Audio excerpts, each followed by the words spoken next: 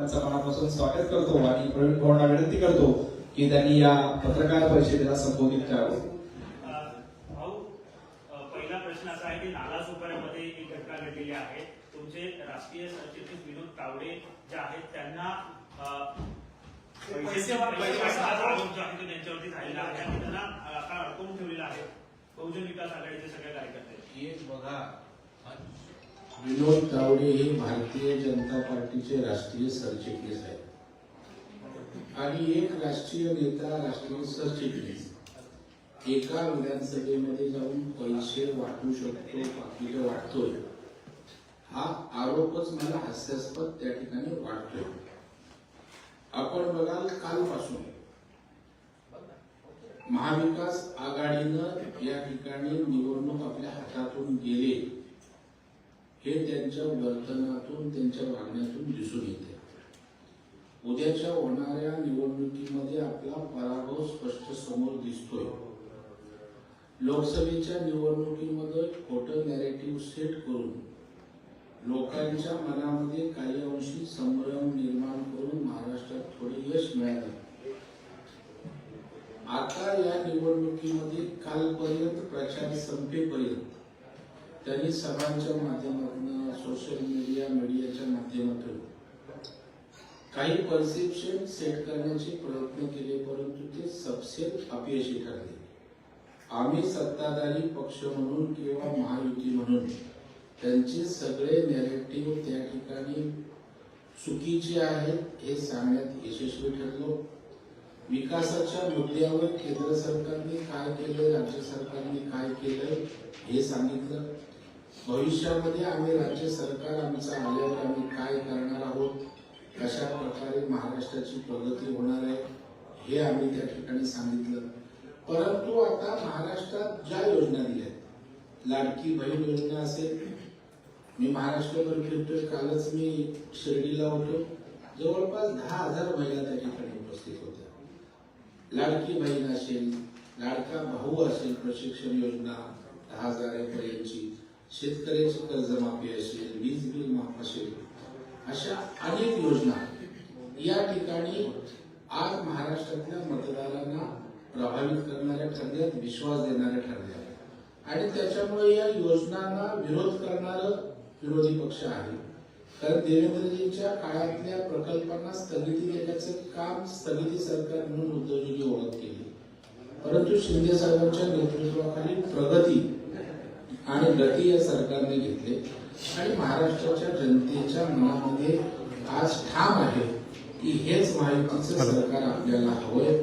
तशा प्रकारचं चित्र आज महाराष्ट्रामध्ये पूर्णपणे झालंय.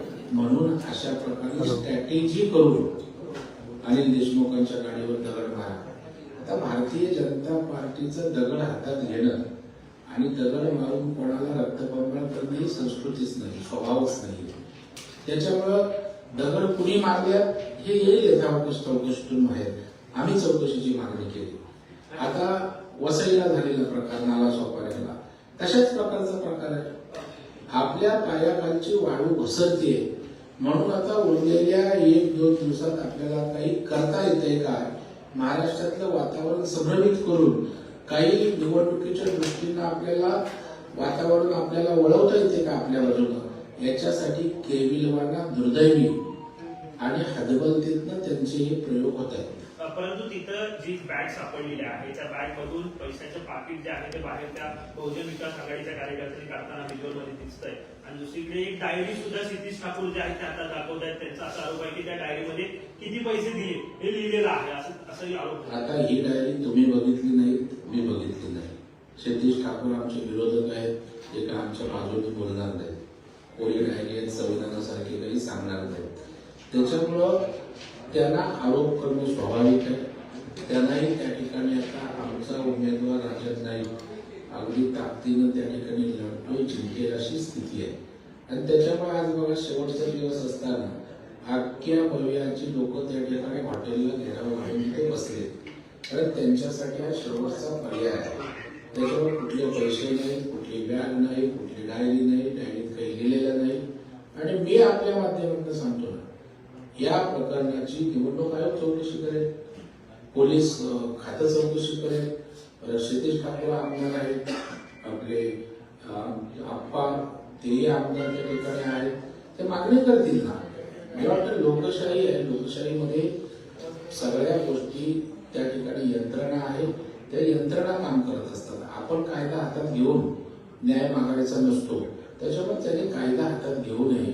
तपास यंत्रणा योग्य ती दखल घेतील यावर आमचा विश्वास आहे. प्रवीण भाऊ, तुम्ही आता क्षितिज ठाकूर यांना फोन केला, तुमचं फोनवर काहीतरी बोलणं झालं असं देखील क्षितिज ठाकूर म्हणतायत, जाऊ दे जे झालं ते प्रकार आपण नंतर बघून घेऊ, अशा पद्धतीने आता क्षितिज ठाकूरांनी फोनमध्ये सांगितलेलं आहे. नक्की क्षितिज तुमचं बोलणं झालंय? ठाकूरांशी माझं बोलणं झालेलं नाही. तुम्हाला कोणी सांगितलं तर माझ्या कॉल रेकॉर्ड तपासा. त्याच्यामुळे अशा वातावरणामध्ये कोणी काही सांगतं.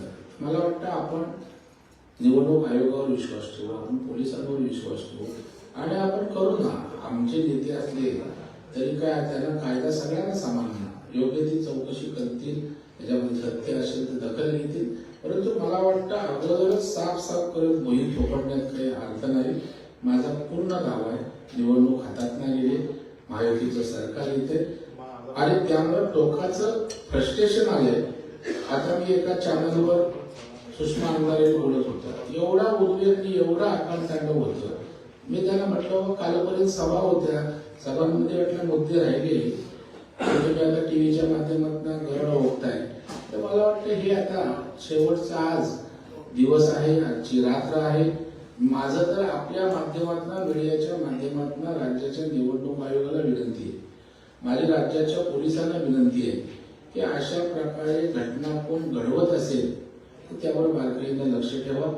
कारण लोकशाही आहे, लोकशाहीमध्ये मताचा अधिकार लोकांना आहे. मतं लोक ठरवून देत असतात. लोक स्वतःच्या सद्विवेक बुद्धीला पटेल ते करतात. अशा काही धांगडधिंगा करून त्या ठिकाणी काही परिवर्तन होईल काही असं मला वाटत नाही. लोकांना मूर्ख समजू नये. एकूणच आता सध्या पाहिजे तर शांततेचा हा संपूर्ण काळ आहे, उद्याला मतदान आहे. अशात विनोद तावडे तिथे कशाला गेले अशा प्रकारचा विरोधक देखील प्रश्न उपस्थित करतात. मला वाटतं विनोद तावडे आमचे राष्ट्रीय सरचिटणीस आहेत. आता ते काही व्यक्तिगत कामानिमित्त गेलेत की कशासाठी गेलेत मला याची कल्पना नाही. परंतु आता आमचा राष्ट्रीय नेता तिथं आला असेल, कार्यकर्त्यांना समजलं असेल तर त्या ठिकाणी कार्यकर्ते भेटायला जाऊ शकतात. परंतु त्यांचा राजकीय किंवा निवडणुकीसाठी तो दौरा नव्हता. आप्पा म्हणतायत की विनोद तावडे हे 5 कोटी घेऊन आलेले होते आणि याची आम्हाला आधीच माहिती होती कुणकुण आणि म्हणून आम्ही तिथे पोहोचलो आणि त्यांना आता दाब विचारले. आप्पा म्हणतात ना, 5 कोटीचा आपण व्हिज्युअल बघितलंय की 5 कोटी तिथे मोजलेत कोणी. त्यामुळे मला वाटतं या कपोलकल्पित बातम्या आहेत. अशा प्रकारे आपण कोण काय म्हणतंय म्हणून निदान करणं. आता बघा, आजचा दिवस तुमचा आहे, आजची रात्र तुमची आहे. त्याच्यामुळे तुम्ही पण अत्यंत जबाबदारीने सांगितलं पाहिजे, कारण त्याचा परिणाम महाराष्ट्रातल्या जनमानसावर होत असतो. आता तुम्ही 5 कोटी आप्पा बोलतायत म्हणून सांगितलं म्हणजे असं वातावरण होतं भाजपने 5 कोटी पाठवले होते. तर मला वाटतं आता नाजूक पिरियड आहे. त्याच्यामुळे माझी आपल्या प्रसार माध्यमांना विनंती आहे की एखाद्या गोष्टीचं तथ्य जोपर्यंत समोर येत नाही तोपर्यंत हे आरोप आहे. मला वाटतं उद्या मी सांगेन कोणाकडे 10 कोटी आहेत, याच्याकडे 5 कोटी ठेवले. तर मला वाटतं असं निराधार त्या ठिकाणी वक्तव्य आणखी आपल्या माध्यमातून जाणं योग्य असं मला त्या ठिकाणी वाटत नाही. बरं, 5 कोटी रक्कम त्या पर्समध्ये राहणार नाही की डायरीत राहणार नाही, आणि असेल तर येईल. आम्हाला खात्री आहे अशा प्रकारच्या गोष्टी आम्ही करत नाही, करण्याची आवश्यकता नाही. उद्धव ठाकरे असं म्हणतात की मी कोल्हापूरला आज आलो तेव्हा पुन्हा माझी बॅग तपासली गेली, परंतु विनोद तावडेंची बॅग जी आहे का तपासली गेली नाही? माझी बॅग वारंवार तपासली जाते, बॅग का नाही तपासली? त्यांच्या बॅगेत जास्त संशय येतो वाटतं आयोगात.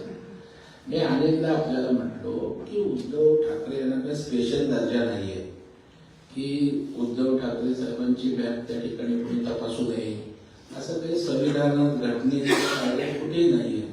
बरं, आणि त्यांनी सांगितलं तुमचीच का बॅग तपासत, सगळ्यांच्या बॅगा तपासल्यात, केंद्रीय मंत्र्यांच्या तपासल्यात, या राज्याचे मुख्यमंत्री आमचे एकनाथरावजी शिंदेची बॅग तपासली, दोन्ही उपमुख्यमंत्र्यांच्या तपासल्या, अनेक मंत्र्यांच्या तपासल्या.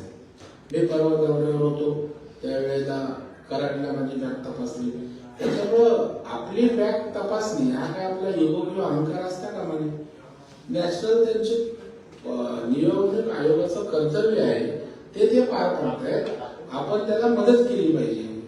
स्वतःच बॅग तपासायला लावायची आणि व्हिडिओ शूटिंग काढायची आणि लोकांशी महाराष्ट्रातल्या जनतेसमोर बोलायचं. मला वाटतं फेसबुक लाईव्ह नंतर लोकांच्या लक्षात आलंय याचा काय उपयोग होत नाही. अहो, संजय राऊत म्हणतात की भाजपचा खेळ खल्लास झालेला आहे. जे निवडणूक आयोगाने काम करायला पाहिजे होतं हे ठाकूरांनी करून दाखवलं. काय म्हणत सर? संजय राऊत असं म्हणतात की भाजपचा खेळ खल्लास झालेला आहे. निवडणूक आयोगाने जे काम करायचं होतं त्यावेळी ठाकूरांनी करून दिलेलं आहे. नाही, मला वाटलं की खेळ अजून सुरू व्हायचा आहे. उद्या मतदान सुरू झाल्यावर महाराष्ट्रातील जनता ठरवणार आहे खेळ कोणाचा संपवायचा आणि खेळ कोणाचा सुरू ठेवायचा. आतापर्यंत आम्ही त्या ठिकाणी मतदारांसमोर विनंती करायला सगळे गेलो. संजय राऊताच्या हातात खेळ संपवणं किंवा टिकवणं असतं तर भाग वेगळा. त्याच्यामुळे मला वाटतं खेळ कोणाचा खल्ला झालाय हे महाराष्ट्रातील जनता उद्या दाखवून देईल आणि मग संजय राऊत त्या ठिकाणी पुन्हा आपल्या समोर येतील तेव्हा विचारा खेळ तुमचाच खल्लास झालाय की सत्ताधारी पक्षाचा झालाय. जरा त्यांना सबुरीनं घ्यायला सांगा उद्या निवडणूक संपेपर्यंत. आता प्रश्न असा आहे की 2.5 तासापासून तावडींना घेराव तिथं घातलेला आहे. कुठं कायदा आणि सुव्यवस्थेचा देखील प्रश्न निर्माण झाला आहे. कशा प्रकारे बघता आहे एकूण या संदर्भात देखील भाजपकडनं काही सांगण्यात येणार आहे बोलणं? आता जर त्या ठिकाणी तात्काळ विनोद तावडे बाहेर आले असते तर आपणच आमच्यावर किंवा विरोधकांनी आरोप केला असता की सत्तेचा गैरवापर करून तावडेंना सही सलामत बाहेर काढलं. हे दोन्हीकडून आपण बोलतो. त्याच्यामुळे आता निवडणूक आयोग, पोलीस यंत्रणा, प्रशासन त्यांच्या पद्धतीने विषय तो हाताळेल. निवडणूक काळात सरकारचा हस्तक्षेप चालत नाही, सरकारला करता येत नाही. त्याच्यामुळं आमच्या माध्यमातून काही होणं हा विषय नाही. भारतीय जनता पार्टी म्हणून या प्रकरणात लक्ष घालून सत्य बाहेर आणण्याचा आमचा प्रयत्न आहे. कालचं अनिल देशमुख प्रकरण जे आहे ते घडलं, त्यांनी सुद्धा भाजपवरती आरोप केला पाहिजे. मला त्यांना जी दगडफेक झाली त्या प्रकरणात सुद्धा भाजपचाच हात आहे असं त्यांनी आरोप केला. आता उद्या निवडणूक संपेपर्यंत सगळ्यात भाजपचा हात दिसणार आहे. कारण ह्यांचा हात आता जनतेच्या मनातनं गायब झालेला आहे. त्यामुळं आता उद्यापर्यंत अशा प्रकारचे आरोप बिनबुडाचे करतच राहतील. आम्हाला परवा नाही, आम्हाला त्यांच्याशी काही देणं घेणं नाही. आम्हाला त्या ठिकाणी जनतेशी देणं घेणं आहे आणि त्याच्यामुळे त्यांनी आरोप करत राहावे. आम्ही महाराष्ट्रातील जनतेचं त्या ठिकाणी विश्वास संपादन केलं असं आम्हाला त्या ठिकाणी वाटतं आणि महाराष्ट्रातील जनता या ठिकाणी आमच्या पाठीशी महाराष्ट्राच्या विकासासाठी, गरिबाच्या कल्याणासाठी राहील अशा प्रकारचा ठाम विश्वास आहे. आम्हाला लाडक्या बहिणी, लाडके भाऊ, शेतकरी, कामगार, गरीब, दीन दुबळे सर्वजण आशीर्वाद देतील यावर आम्हाला खात्री आहे. डायरेक्टर जी हिंदी में जानना चाहेंगे? ठीक है. ठीक है.